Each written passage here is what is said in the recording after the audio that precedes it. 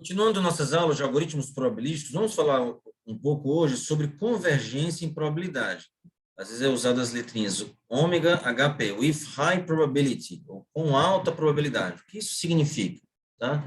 Seja a N um evento em um espaço de probabilidade, onde N é um parâmetro. Dizemos que a N ocorre com alta probabilidade, ou with high probability, WHP, às vezes aparece essa sigla, se o limite da probabilidade do evento a N ocorrer é igual a 1 quanto maior for o N, entendendo a infinito. É o que nós chamamos de convergência em probabilidade.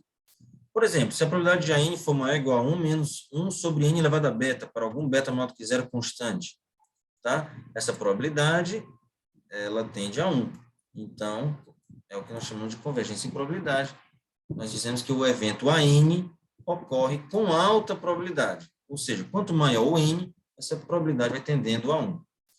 Um exemplo simples aqui. Nós temos uma variável aleatória x, que é a soma de n variáveis Bernoulli, 0, 1, xi com probabilidade 1 meio. Ou seja, x é uma binomial NP. Né? A esperança de x nós já vimos é n sobre 2. Onde está concentrada a distribuição dessa variável binomial x? Queremos determinar quando é que a probabilidade de x menos a esperança de x, se maior ou igual a um certo alfa, é menor do que 1 sobre n.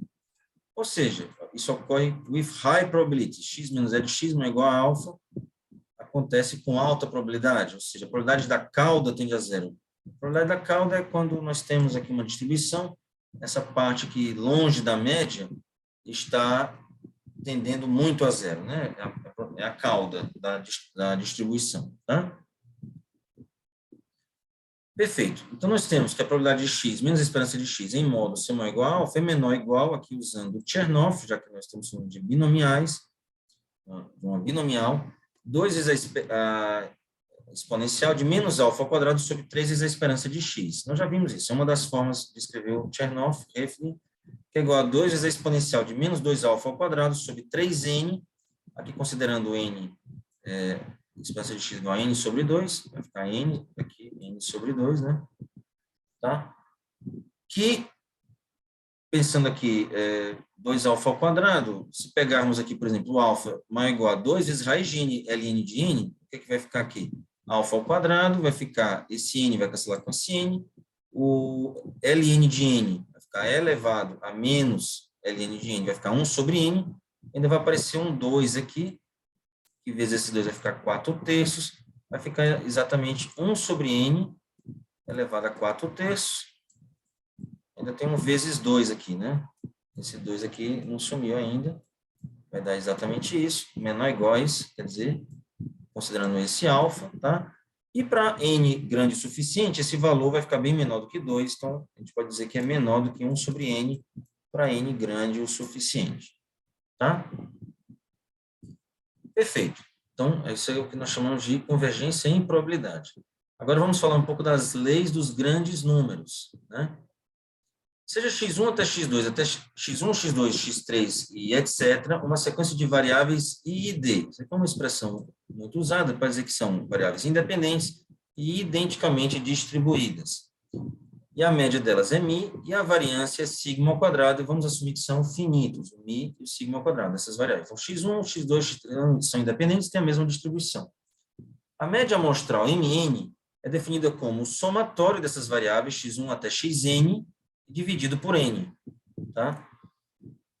Como essas variáveis x1 até x2, x3 até xn são variáveis aleatórias, a variável mn também é uma variável aleatória. Quanto à esperança de mn, esperança desse valor, 1 sobre n vezes o somatório, 1 sobre n é constante, sai da esperança, a esperança da soma é a soma das esperanças, e a esperança de cada um desses xi é μ. E aqui são n valores, esse somatório vai ficar n vezes μ, cancela o n, vai ficar o μ. Ou seja, a média, a esperança da média amostral é a mesma esperança das variáveis aleatórias. E a variância da média amostral? É a variância de 1 sobre n vezes o somatório, né, das variáveis x1 até xn, aqui está. Como elas são independentes, nós já vimos que a variância da soma é a soma das variâncias, e aqui como está 1 sobre n, a constante sai ao quadrado, né, nós já vimos isso, 1 sobre n ao quadrado, vezes o somatório das variâncias, e a variância de cada uma delas é sigma ao quadrado. Então, somando n valores, n vezes sigma ao quadrado. Sobre n ao quadrado vai ficar sigma ao quadrado sobre n. Qual a conclusão que chegamos aqui? A média amostral mn tem a mesma média mi e variância que tende a zero quanto maior for o número de amostras. Ou seja, se nós gerarmos muitas amostras, tá?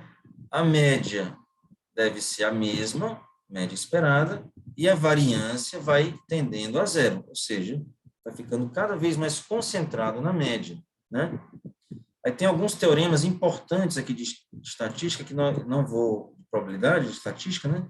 Que eu não vou entrar muito em detalhes sobre isso, só vou enunciar, basicamente, o teorema central do limite, a lei fraca dos grandes números e a lei forte dos grandes números, que tem a ver com convergência dessas sequências, né?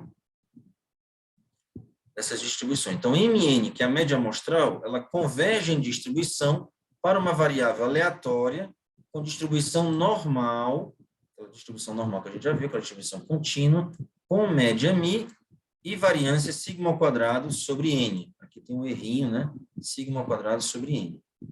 Tá? Então, ela tende a uma distribuição normal com média mi e variância cada vez menor, né? E cada vez mais apertado. Aqui é o que nós chamamos de uma convergência em distribuição. A lei fraca dos grandes números já é um resultado sobre convergência um pouco mais forte que a convergência em distribuição, que é a convergência em probabilidade. Ela diz que para todo epsilon maior do que zero, a média amostral, Mn, menos a média, ser menor do que epsilon, para qualquer errinho epsilon, né, isso aqui acontece com alta probabilidade. O que quer dizer isso? Então, para qualquer erro que você imaginar, 0,000000001, então a média amostral vai estar ao redor da média esperada, o mi, com esse errinho muito pequeno, com alta probabilidade. Ou seja, quanto maior o n, vai chegar a um certo n tão grande que vai estar, a massa de concentração vai estar toda ali ao redor desse epsilon, né? Esse erro epsilon. Ou seja, o limite de n tendo definida a probabilidade de mn menos mi ser menor do que epsilon é igual a 1. Nós chamamos de convergência em probabilidade, que eu já falei nos slides anteriores. E a lei forte dos grandes números nos diz que a probabilidade do limite de n tendendo a infinito, de mn, da média amostral, ser igual a média mi, isso é igual a 1. É o que nós chamamos de convergência quase certa. Eu não vou enunciar, não vou explicar em detalhes, mas é uma convergência mais forte do que a convergência em probabilidade. Nós podemos entender assim, que mn realmente converge para o valor esperado mi. Tá certo? Essas leis, elas são muito importantes para os tipos de algoritmos probabilísticos conhecidos como os métodos de Monte Carlo, né? Que para calcular um certo valor que nós não sabemos, nós simplesmente geramos muitas e muitas amostras, tiramos uma média e aquele valor vai estar bem próximo do esperado, né? O background teórico para esse tipo de algoritmo, né? Algoritmo probabilístico de Monte Carlo, é exatamente esses teoremas aqui de probabilidade estatística. Teorema central do limite, lei fraca dos grandes números e a lei forte dos grandes números. Tá? Por exemplo, aqui, um pequeno exemplo, né? Nós já mostramos que tudo isso aqui está repetido, que é apenas um gráfico.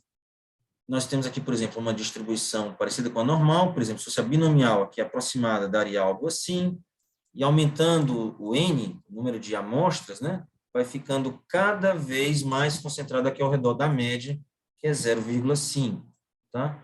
Imaginando que nós temos aí n variáveis 0 ou 1, tá? Com probabilidade 1/2, e a média amostral, nós esperamos que vai dar próximo de 0,5, que é a média de cada uma das Bernoulli 0,1 é 0,5, né? Ok? É isso. Próxima aula vamos falar sobre margem de erro e confiança.